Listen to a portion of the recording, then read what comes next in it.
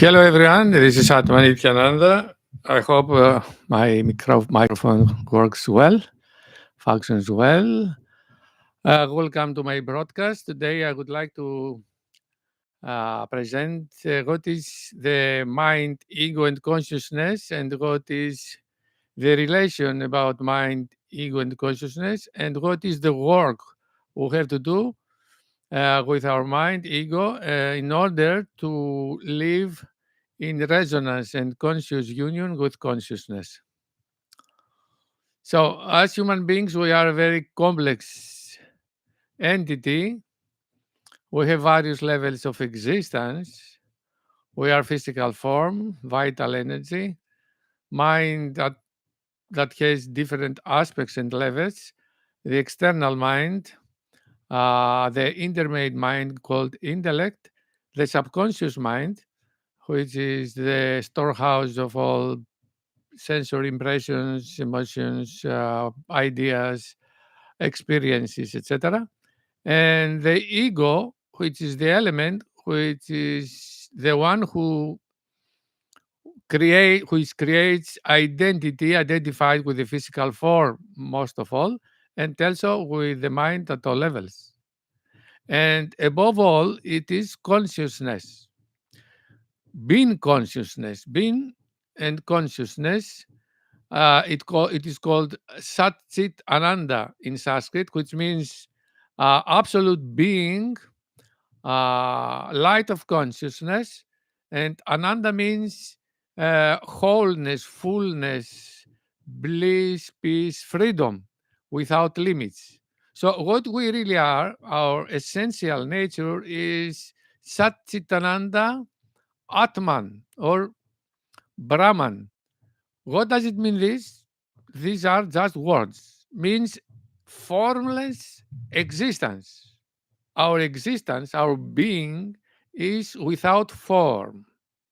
What else means consciousness? What means consciousness? The capacity to be aware of ourselves and also of every other entity or sensory form or psychological form as well.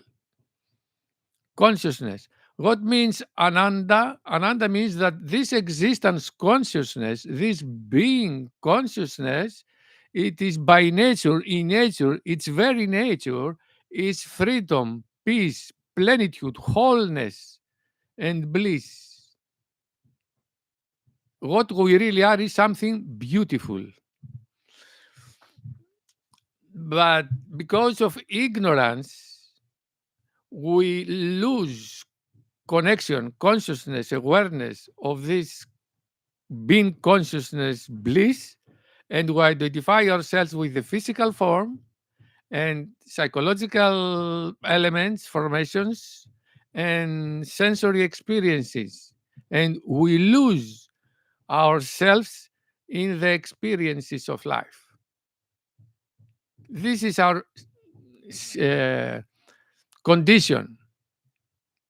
We are a complex entity, multidimensional entity, physical form, energy level, vital energy level, emotional, external mind level, thinking mind, intellect, intermediate mind, subconscious mind, and ego. There is also one more dimension we call causal body, which is the subtler one of all these levels, layers, and beyond them, unattached and unaffected by all these levels of our existence, is this being consciousness. Being consciousness, bliss. This is our essential nature. And the quest of life is to realize, to remember, if you like, and realize that we are this essential nature, and all other elements, levels, layers of our existence are only mere instruments to express our divine essence. This is the play of life. This is the quest of life. We live in this 3D dimension we call physical world, but as human beings and all other beings are multidimensional. The whole universe is multidimensional. And beyond all these dimensions, some teachers call also this ultimate reality also a deeper dimension. In reality, it's not a dimension because it is beyond form, time, and chaos. We cannot see, we cannot touch, we cannot hear, we cannot say that this being consciousness is this or that, but it is in our immediate direct experience. We can experience this being consciousness because we are that being consciousness in essence. A human being is not only this being consciousness. And sometimes there are teachers, they confuse this. As a human being, I'm not only this physical form, or I'm not only consciousness. I am all layers of existence. However, my essential nature, my deeper self, we could say, is this consciousness. And all other layers of existence is just instruments of this consciousness to play in this dimension and also to the subtler dimensions, how we call astral world or mental world or whatever. So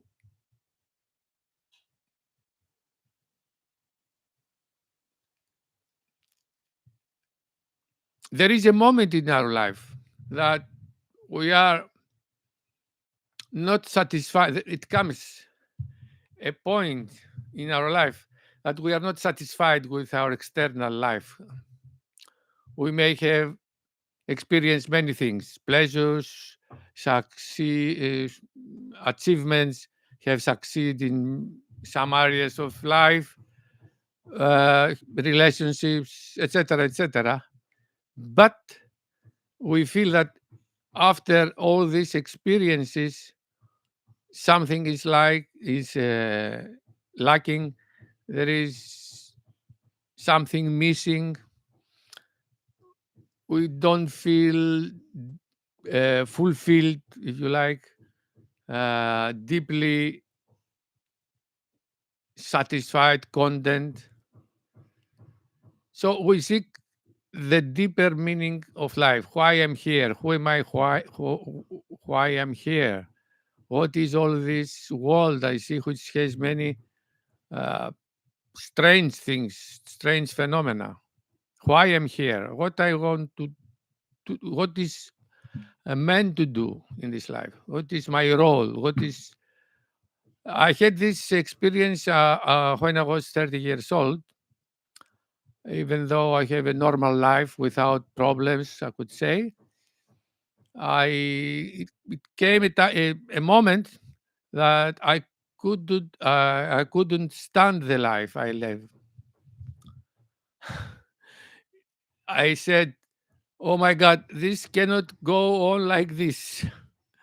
What is this craziness I live in this world?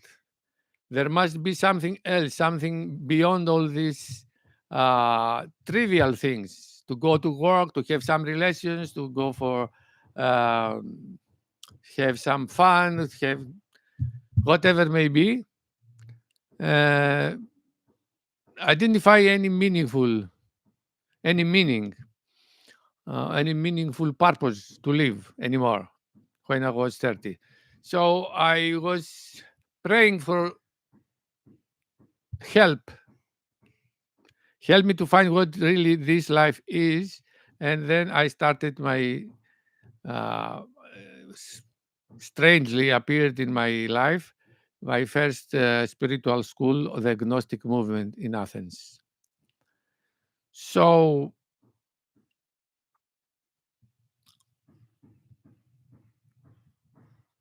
after 34 years, I'm here to share with you my experience and my understanding which I think it's quite profound and can help you if you really seek a deeper engagement in spirituality, in your inner transformation and awakening of consciousness. So, mind and ego. What is mind? What is ego? As I said, mind is the psychological instrument between consciousness and the physical form, body. Between these two, there is mind. And ego is the center of the mind because everything runs around the ego. It is our identity. I speak to you. You listen to me. This me and you is this ego, which makes us identify with the physical form, which is a person. I'm a person that I speak to you. This sense of identity is created by this factor we call ego, which is part of the mind. And when I say mind, I do not refer only to the thinking aspect of the mind. Thinking is a very important, but it's only one of the many functionings and aspects of the mind. Mind is also desire, desiring, thinking, feeling, emotions, imagination, will, the capacity to decide, the capacity to understand, the capacity to analyze, the capacity to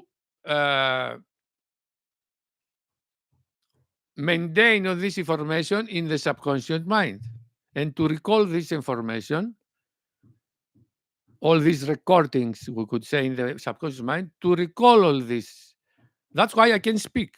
All these words are all stored in the subconscious mind. And because of the capacities of the mind, my mind, my intellect, and the thinking mind can use all this information so that I can express to you my understanding, my knowledge, my experience. So, mind is a very complicated, we could say, instrument with various levels, aspects, qualities, and functions. It's not only thoughts, because I have heard at least in some or many times when some teachers speak about mind, they refer to the thinking mind or to thoughts. No, mind is very much more things than thinking or thoughts. So between the physical form and between the consciousness, which is our formless, timeless being and consciousness, there is mind. And the center of the mind, the element that causes identity, identified with the physical form mainly, and also with all expressions and aspects of the mind, it is the ego. The ego makes us identify with the physical form, and the ego functions as a veil that prevents us from realizing our divine essence, to realize that our true identity, which is not an entity, is consciousness and not the physical form. And physical form is just an instrument. And the mind also is just an instrument. And when I say mind, I don't say only thinking. I don't only speak about an aspect of the mind. I speak about the external mind, which is sensory mind, thinking mind, emotional mind. I speak about intellect, which is the reasoning, understanding, deciding, willing. Some say willing, it is related to the external mind. In my experience, understanding, it relates both to both. And desire also relates to the external mind, but also relates to the subconscious mind, because what the external mind creates or are functions of the mind are recorded to the subconscious mind. So there is a constant, there is a, of course, relation, because it's not relation, because all these aspects of the mind is one mind: external mind, thinking mind, emotional mind, reasoning, etc. A subconscious mind is one mind with different levels and aspects. It's not different minds. So, but the external mind and subconscious mind, they have very, uh, how to say, very, if I say close relation, it's not correct. What to say? Their function depends. Uh, Everything that happens in this sensory mind immediately is recorded to the subconscious mind, and everything that exists in the subconscious mind comes up to the external mind to be expressed. It's like this. How to call this? There is in the relation. In the relation, it's not correct because it's one mind. Difficult to say what really is, but there is a constant communication and in interfunction of the subconscious mind with the external mind, which is emotional mind, sensory mind, and thinking mind, first of all, and desiring mind. All these also exist in the subconscious mind, are recorded, and they function there as tendencies. They come up in the external mind as tendencies. And then you can say, what is the role of the intermediate mind?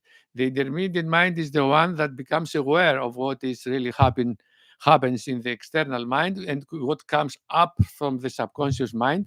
It can be focused, it can understand, can reason, analyze, decide, discern, most of all. Discernimiento, this is in español. Discernment is the highest for me capacity among the highest capacities of mind, along with intuition. And what else? Intuition, discernment. But even intuition without discernment, we may understand the things erroneously. Discernment is the light, the inner light, the light, the eye of wisdom. We can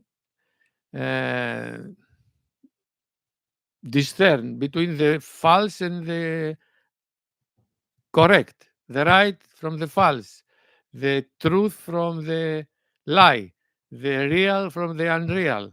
All these things can be distinguished thanks to the capability, ability of discernment or discrimination.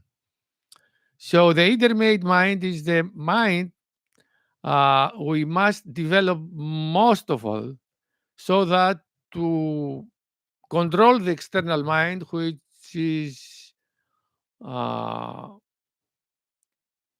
the one we have to educate, to control, to educate, and put in our service.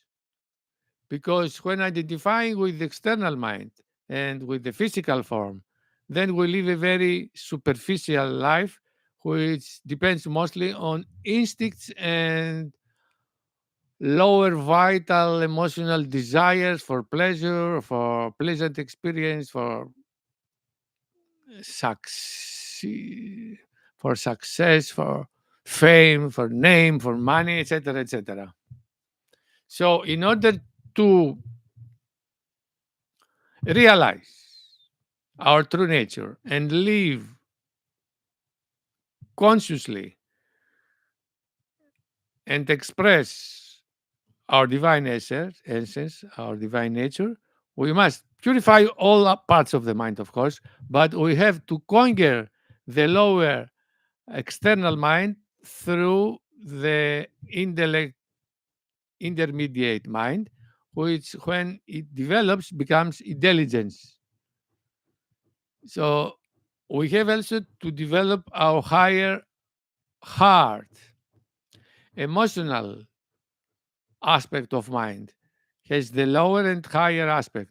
So we have to develop to control and purify and eliminate all emotions of the lower heart, we could say, the lower emotional mind, and to develop the higher qualities of heart, which is love, empathy, kindness, forgiveness, uh, benevolence, mm, joy, happiness, uh, compassion. All these things belong to the higher or sattvic part of the heart. So we must develop our intermediate mind to control the lower mind, and especially the external sensory, emotional thinking mind, and also the subconscious mind. We may have not direct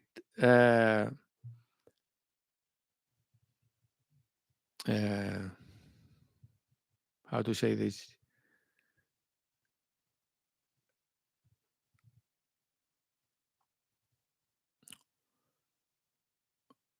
We can change, I will say this in a different way. We can change our subconscious mind indirectly by eliminating the tendencies that are stored in the subconscious mind. Access, okay. We cannot have directly access in the subconscious mind, but we know what happens in our subconscious mind because everything that exists in the subconscious mind comes up moment by moment. So by being in a state of attentiveness, self-awareness, and observation, we can know, we can recognize and become aware of all the stuff or tendencies and patterns and whatever may be desires in the subconscious mind. And we can change all this content in subconscious mind by developing what we want to develop and by eliminating what we want to eliminate. So little by little, our subconscious mind changes. And this is the most difficult work we have to do in this inner path of self transformation and awakening of consciousness. It's not only to connect with the silent space of consciousness, with the inner silent space, which is always free and complete and full. We must also do a very thorough work with our subconscious mind, which is the most difficult one. But we have to do it, otherwise, we cannot liberate our subconscious mind from all this conditioning. And without this liberation of this conditioning, we cannot fully realize and live our divine essence. There is no other way. So we have to use the intermediate mind, which we call intellect. And when we develop this intermediate mind, intellect becomes intelligence. And this intelligence in uh, conscious connection with the divine essence is the main instrument through which we do all this inner work we call spiritual life or yoga or whatever may be. Of course, there are different approaches to this inner walk. That's why we have the path of bhakti or the path of jnana, the path of devotion, the path of knowledge, or the path of meditation. But in my experience, for the majority of the aspirants, the best approach is uh, the path of synthesis, to include all these aspects of spiritual life in our daily practice. We may focus to one or two of them according to our uh, past experiences, inner, how to say, tendencies, our destiny, our, I don't know, whatever it may be. But to include meditation, self-inquiry, devotional practices, repetition of mantras, and doing selfless uh, actions and service, what we call karma yoga, is the best way to work profoundly and decisively in this inner path of transformation, awakening, and self-realization. I say this because this is my experience. I don't say this because it's just an idea in my mind. I started in the Gnostic movement, Gnosis, which means the Gnostic approach to realize our true nature. But after 10 years, I didn't have a great improvement in my inner life. After meeting my beloved teacher, Harakam Babaji, I went to India and I have passed there about 10 years. I have passed 10 years, every year, 1.5, 2 months every year, practicing in the ashrams of great teachers like Harakam Babaji, Swami Sivananda, and Ramana Maharshi. And this practice changed my life. In the ashrams of Babaji, we practice most of all devotion, karma yoga, and mantra yoga. In the ashram of Ramana Maharshi, most of all, jnana yoga. And in the ashram of Swami Sivananda, I didn't spend a lot of time, but I was interested a lot about his teaching. I have read and studied, to say more, all the important books of the great teacher Swami Sivananda, and I have practiced for some time in his place, in his kutir. Kutir is the room or the small hut the Sivananda spent his life in Rishikesh. So I had the opportunity to experience the vibrational frequencies of Swami Sivananda and the whole area around the ashram, and to take bath in the river of Gange, very purifying experience. So after engaging in devotional practices, karma yoga practices, jnana yoga practices in a very well organized methodological way, my inner life can change it totally. It made the difference. This holistic approach on practice. So, but because of temperament, of past experiences, of no, I don't know what, we can, or inner feeling, we can focus mostly on one or two of them. In fact, in my case, I focus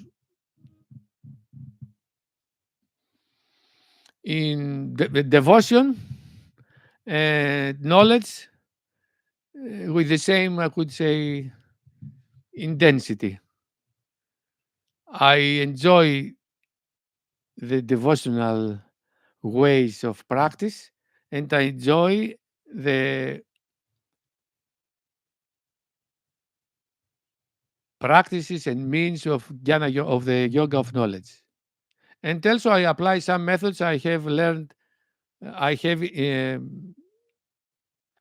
found myself through the experience. Some important practices to eliminate the egoistic tendencies and passions. So, the ego is part of the mind which creates identity, and its lower aspect is the one that prevents us from realizing our divine essence and live from the essence and not from the ego. On the other hand, the higher aspect of the ego is helpful to our inner path and practice, what we call higher or sattva or sattvic ego. It is helpful, although at the end of this path we have to delete, to eliminate this also aspect, and of course, even though before the elimination, we have to step back and not identify ourselves with this higher aspect of the ego, which is also who it also works as an instrument of our divine essence. So the higher, all aspects of the mind can have a higher and a lower aspect. And there is, we could say, a fight, a battle between the lower and the higher aspect. The higher aspect is the instrument of our divine essence that makes all this work, inner work, in order to purify your mind and heart at all levels, energy also, energy, field, mind and heart at all levels, and realize our divine essence and live with in conscious connection and awareness of our divine essence to live in peace and love and plenitude and freedom. So we have to develop the higher mind in order to eliminate and transform. Elimination and transformation go together, are not two different things, are complementary. Some I have heard, I have also read that some speak about only transformation without elimination. No, there is transformation, of course, but there is also elimination. Elimination and transformation and purification are three aspects of the main thing. We have to purify our mind and heart and energy. We have to eliminate all these egoistic tendencies, and all this elimination and purification, and also the development of the higher qualities or virtues, uh, is all this together cause what we call transformation. There is transformation of energy as well. So we have elimination, we have purification, we have elimination, purification, and development of higher capacities. All these three together uh, cause what we call transformation. And also awakening. We have also awakening of consciousness. What does it mean, awakening of consciousness? We realize it's not correctly to say we, because realization happens that what we really are is this formless presence consciousness and not this body, mind, me person. And the moment awakening happens, there is a natural, spontaneous disidentification from the physical form and the mind and the ego. Until that moment, we take ourselves to be this person which is constituted by this physical form, this sense of me, the physical form is me, by identified with ideas. I'm Greek, I'm German, I'm this, I'm that, etc., etc. I'm a person, good, bad, I don't know. And the moment of awakening, all this collapse. I'm nothing. I'm neither the body, nor the mind, nor the ego, nor the person, not bad, not good. What I really am is something beyond all these elements of life. Pure consciousness I am, formless consciousness being I am, and this consciousness is the light that enables us to become aware of psychological and sensory experiences and to use all these experiences to walk the inner path and reach this state we call self realization. Self realization means not just to realize that consciousness is what really I am, but to fully live from consciousness as consciousness and all other elements, layers of existence to be so uh, totally, not so, totally purified and transformed so that to enable the full expression of this divine essence through these instruments. To become, I say this with this expression, to become a being of peace, love, and light. To become a, we are a being, essentially divine essence, but the whole being at all levels must be purified and transformed, which involves and implies the complete elimination of the egoic tendencies at all levels, emotional tendencies, mental ideas, patterns, habits, whatever may be. All this must be eliminated. The mind and heart and energy must be purified to become clear like sky or clear like sparkle water, and so that the consciousness can be expressed through them without any obstruction. And this work, in this work, it is very demanding. It's not so easy because nowadays we see many teachers, okay, awakening here and now, awaken, and that's it, this is it. No, awaken, this is it. it can happen. I don't say no, awakening, but awakening is not the whole story. In my case, awakening happened in the year 2008. How many years? 17 years have passed from 2008. And I'm still in this process of purification and elimination of the egoic tendencies. I did not delude myself, saying, okay, I'm just awakened hype, I'm an awakened person. Okay, it is very important. I don't say that awakening, it's crucial, not important. But awakening doesn't uh, transform and eliminate completely all subconscious conditioning. All this conditioning that prevents us or hinders us to experience clearly and fully and deeply what we really are, that is peace and plenitude and love, must be eliminated. Otherwise, we have awakened to our true nature, we experience our true nature to the degree we are capable for this, and all these tendencies that exist in our subconscious mind and express themselves through the external mind, and also through the external mind means thinking mind, emotional mind, desires mind, and through ideas, imagination as well. So we experience both the conditioned mind and the true self. But this is not self realization, and this is not the end of the story of our purpose, of the inner purpose of life. We have to completely purify our mind and heart at all levels, and develop all higher capacities so that our divine essence to be expressed fully, and to live constantly, deeply, establish ourselves in this divine essence, to live as the essence, express the essence through the instruments. We find ourselves now to be identified with the instruments, and we feel that we are a person with this specific point and identity and nationality and whatever may be. And after this complete transformation and realization, we live as consciousness, expressing ourselves through these instruments, that they are not anymore what we thought we are. This person will die. And this is not something uh, interesting or something beautiful our ego to listen to. Doesn't like this. So, okay, spirituality has, we could say, the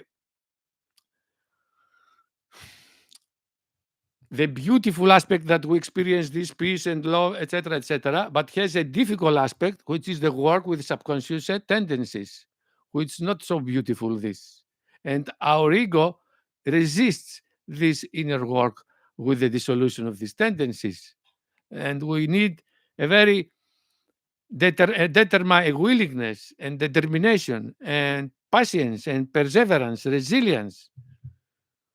We have to, or not we have, many times we fall in this path. We have to stand up again and again and continue our job, our inner work.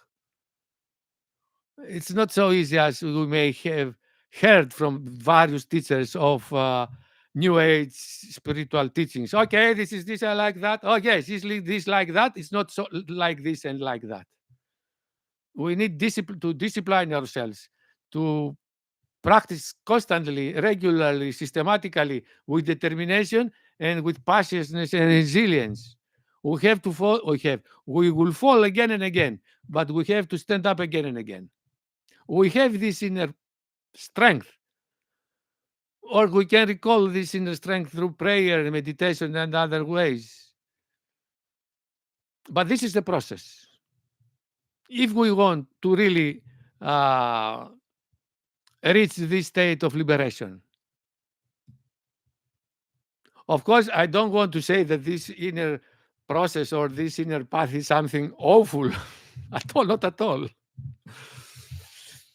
Because the more we purify our mind and heart and energy field, the more we eliminate, free our mind and heart from these tendencies, and the more we live in resonance and awareness of our true self, we enjoy life because we live in peace and freedom. However, this does not make disappear all this other job we have to do with a subconscious mind, which is very difficult. I say this after 17 years after awakening. I have to do difficult work here and now. I enjoy the peace and the freedom and the plenitude, but there is something always in me that disrupts this experience and also creates a vibrational frequency that is this miserable, we could say, expressions of the ego that make feel, how to say, a kind of suffering. Okay, that means a little anger or disappointment or uh, some kind of grief, some kind of fear, although they are not so intense as before. Although I do not identify with them, I experience in them. And this is not liberation. I mean, this means that I have to continue my practice to dissolve all these tendencies from my mind, subconscious mind, to liberate our subconsciousness from all these uh, tendencies, patterns, and habits, mental, emotional habits, desires, attachments, whatever may be. This is a must. There is no other way. Now, you can say, okay, how can do this?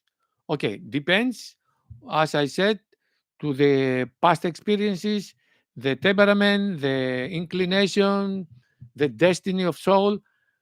I don't know. In my case, I have followed an integral, holistic uh, methodology, which helped me a lot to practice with all aspects of my existence and to maintain the balance, because I have seen also persons that are totally focused. Sorry, a little water. Cheers. I have seen persons that I have been totally focused on the non-duality, which is only for mature aspirants, that I have seen to them some kind of imbalance. Because if you don't work with the psychological aspect of ourselves, we may have experienced some higher ecstatic experiences, or we have also awakened in our true nature. We experience this freedom and peace of the divine essence. However, if our subconscious mind and mind in general continues in conditioned by all these tendencies and all these lower vibrational expressions in the form of feelings, emotions, moods, etc., it becomes complicated. We cannot avoid suffering, although awakened to our true nature.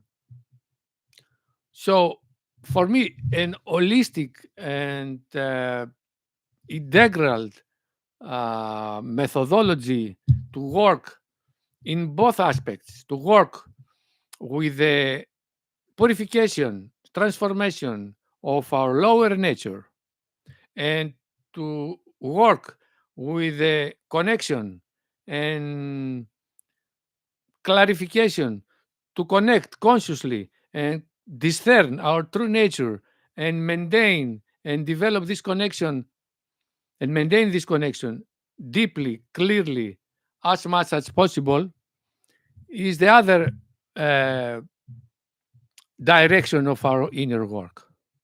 So that's why I call my methodology the double approach.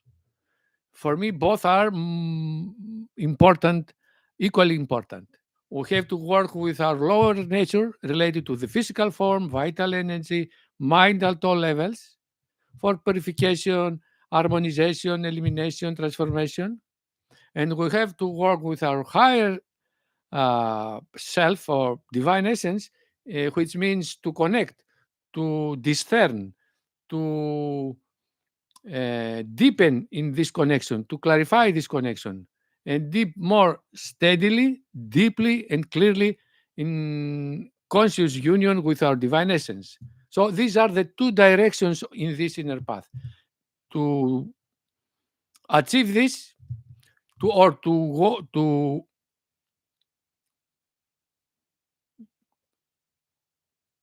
grow in these two directions, we utilize different kind of practices, exercises, methods, etc.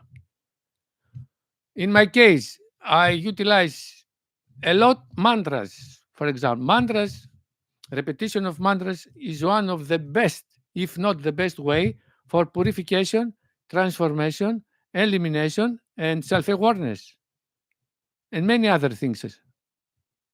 There is no other means so powerful as the mantras. That's why my inner life have changed the moment I started to repeat mantras. I had already 11 years in the spiritual path. The moment I started to practice mantras constantly in my daily practice, morning and evening as seated practices, and throughout the day in connection with the awareness of the inner silence, my life have changed. I have a very quick progress in the purification of mind and heart and energy. And this purification and elevation of my vibrational frequency, my whole field, mind, heart, was vibrating after 5 years of practicing in a very higher vibrational frequency. And this purification and higher vibration helped me to have this awakening. So I started practicing mantras in the year 2002, and awakening happened in the year 2008, after 6 years, more or less 5 years, because more or less 5 years, because I had this preparation with practicing devotion, mantras, and other practices of purification and elimination of tendencies. Of course, also along with them, meditation and self-enquiry as well. But meditation also using mantras. And when all this inner work started to give fruits, results, I started to understand more deeply all these teachings of non-duality, of Advaita Vedanta, better to say. Non-duality is not, it's a modern way to say, but in fact it is Advaita Vedanta, the traditional teachings of non-duality, because we have nowadays many modern teachers of non-duality, which they do not align with the traditional teachings. I'm fun with the tradition. Not I fun. I follow the traditional. I'm fun as well. The traditional teachings. So when my mind was prepared, I could understand clearly what these teachings say deeply, not understand only in the level of thought, of thinking.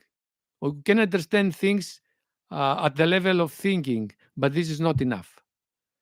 We have to understand them, I could say, experientially, because of experience and because of clarity.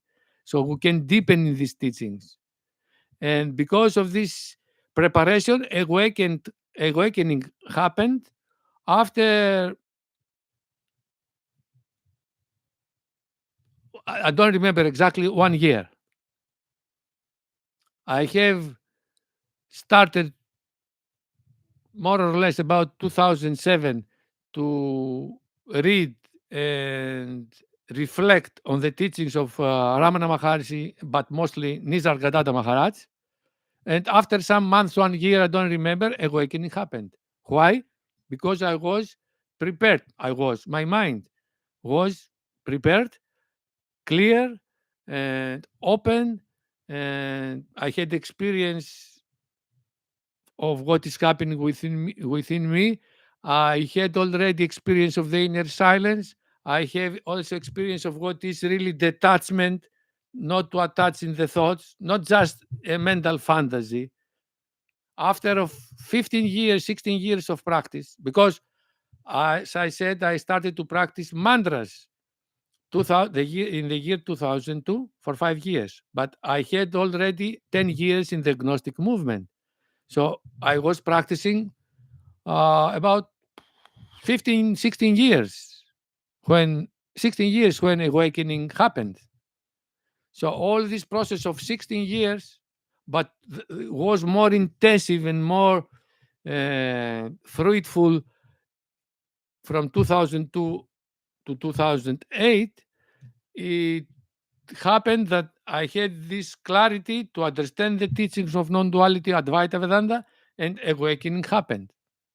And awakening, I repeat, doesn't dissolve the egoistic tendencies in the subconscious mind. Do not listen other teachers. Awakening is just awakening, is a shift of identity, and we realize that what we really are is something different that we thought we are. That means we are not the body, we are not the me body person, we are not the mind, we are not our ideas or uh,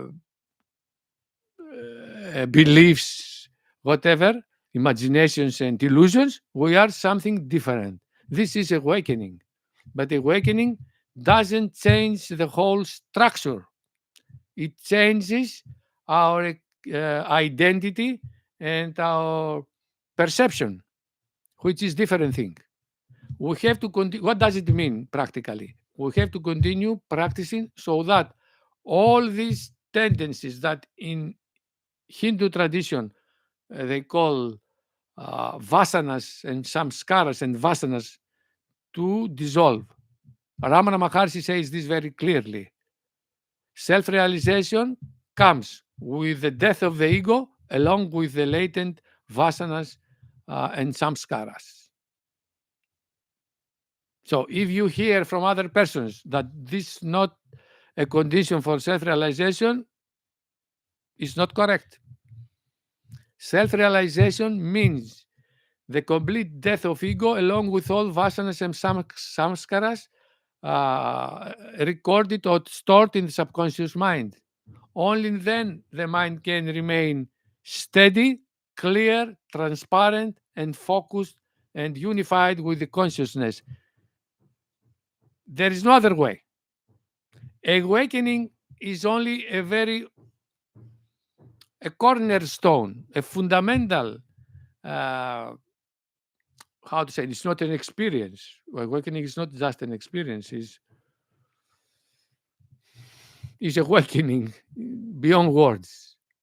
It's a cornerstone uh, experience, non-experience, but it's not the end of the journey, of the inner journey. We have to continue our practice until all these tendencies will be dissolved totally and forever.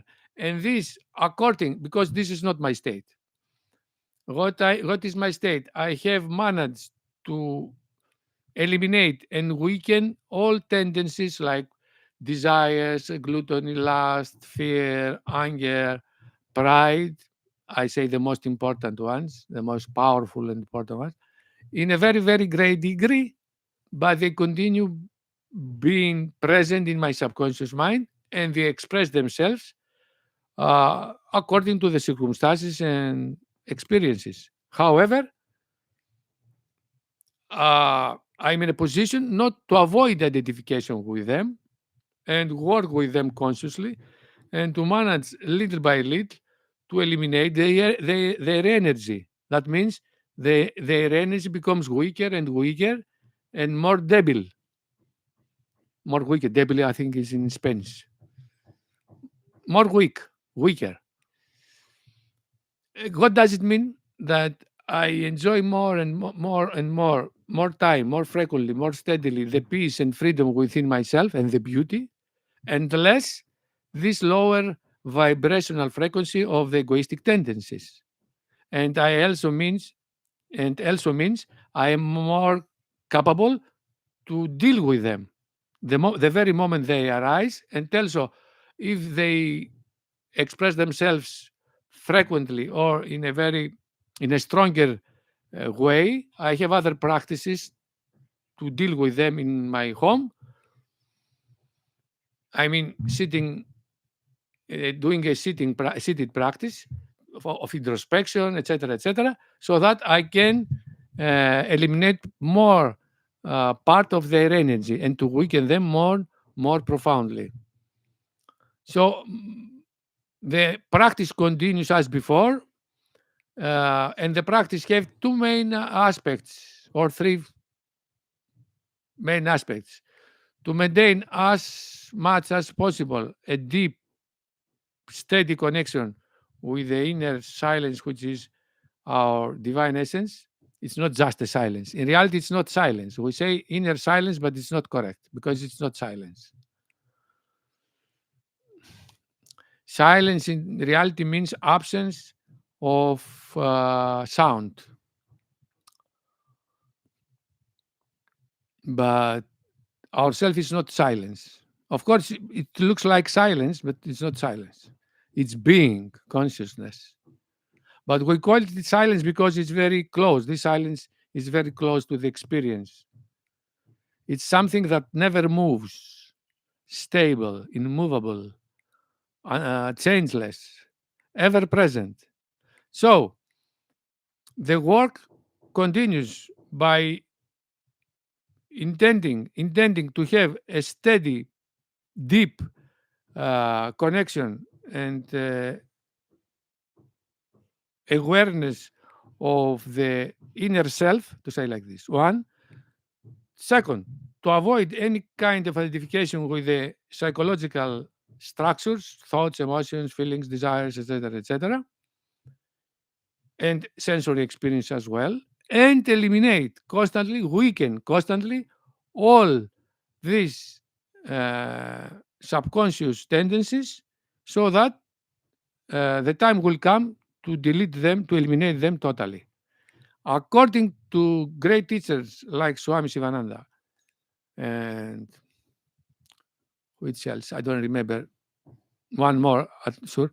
All these tendencies, selfish tendencies, vasanas, samskaras, vasanas, and desires are completely eliminated in deep nirvikalpa samadhi. When we reach this state, we call deep nirvikalpa samadhi, and by the grace of God, all these tendencies are totally and fully eliminated. And the mind, which means the ego itself, because all these tendencies are expressions of the ego itself, are not separate things or different things. For example, jealousy and what we call ego is not two different psychological elements. It is the ego itself that expresses as jealousy or as anger or as pride or as greed. So, by dissolving all tendencies, the ego, this sense of I, dissolves as well. So, the complete dissolutions. The guy, when I was 14, I found myself on the ceiling. I could feel and knew it was me, but I couldn't understand if I looked around and it's my body on the bed and knew which is this me. This is the point. I speak about this me, this is an astral experience, but the important thing is not this experience. It is what is this me and who am I really? Who am I? I'm this me that has this astral experience, or I am something beyond this me. This is the point. And the whole process is to get rid of this me. So, this is what I wanted to share with you. So, the end of the journey is the complete dissolution of the egoic tendencies, the ego itself, and desires, because desires also are expression of the ego. The ego itself expresses as desire. Ego and desire are not two different things. Ego and selfish tendencies are not two different things. So by dissolving tendencies, desires, the ego dissolves. This is what really happens. So to finish this presentation, we have the physical form from one part. In the other part, we have the consciousness. In the middle, we have the mind with all levels and aspects. And the center of the mind is the ego. And in this mind, there are all these we call conditioning. And this conditioning is selfish tendencies, pride, greed, jealousy, lasciviousness, lust, avarice, pride, guilt, hatred, anger, etc., etc. And the whole process is to dissolve, eliminate all these tendencies and also desires, attachments with objects and persons and experiences, and purifying totally our mind so that to become clear like the sky or clear as transparent sparkle water. And this pure mind, through meditation, constant meditation, fuses with the consciousness and establish it in consciousness and in purity equal to consciousness. This is self-realization. And in this process, there is a gradual awakening of these tendencies, and there is a gradual development of higher capacities. And at some point, awakening happens. That means we realize that what we thought we are, body, me, person, we are not. And the uh, uh, silent presence and consciousness we are. This is awakening. Awakening gives us a tremendous power to work more deeply with the egoistic tendencies and live more consciously and deeply our divine essence, which means to deep more and more the peace and love and freedom of our divine essence, and to continue towards this state we call liberation. And when the moment comes in deep Nirvikalpa Samadhi, as great teachers like Sivananda say, the already weakened tendencies dissolve totally and forever. And we establish ourselves as consciousness in consciousness. And we live as the consciousness expressing itself through the instruments we call mind, intellect, energy, body, etc. This is the inner journey. This is the purpose of life. This is the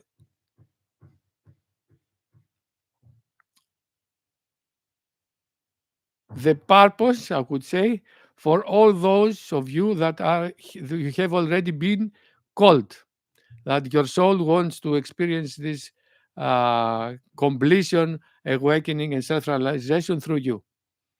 In fact, it is not, we do this job, we do this inner work, but in fact, it is that consciousness works from inwards so that to drive us to do this work, we think that we are the ones that we wanted to do this inner work, but in reality is this divine essence within ourselves that pushes us to the spiritual path and do this inner process so that to become a being of peace, love, and light, as I say, a conscious being of the divine essence and live consciously in this dimension and all other dimensions of life.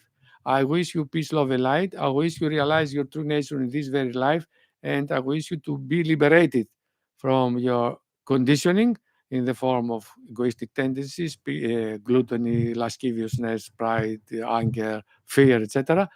And I remind you that the only moment we have is this very moment. There is no life beyond this moment. So we always can do our best in this very moment. What means this?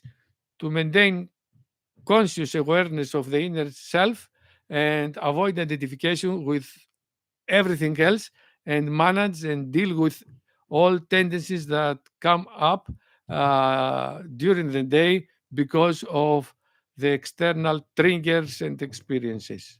This is something to live moment by moment. So in reality, spirituality is not to do this or that. It's a way of living. Is our life in a different, to live our life in a different way. It is not that I have my life and I have also to do some spiritual practices. Spirituality is a way of living. That means we have to let go of all ways of the previous life, which was focused on external experiences and pleasures and success, whatever it may be. And to live from the center and live in order to transform completely ourselves. And after a lot of time, I don't know, more or less depends. It's not something fixed. In my case, after many years, what I experience now is not what I was some years ago. What I want to say, I don't recognize myself anymore. I'm a new person. Of course, there are some tendencies from the past that somehow remind me the old self, to say. However, what I experience now is a totally different thing from what I was experiencing before I achieve this inner transformation and higher state of consciousness. I wish you peace, love, and light. Namaste.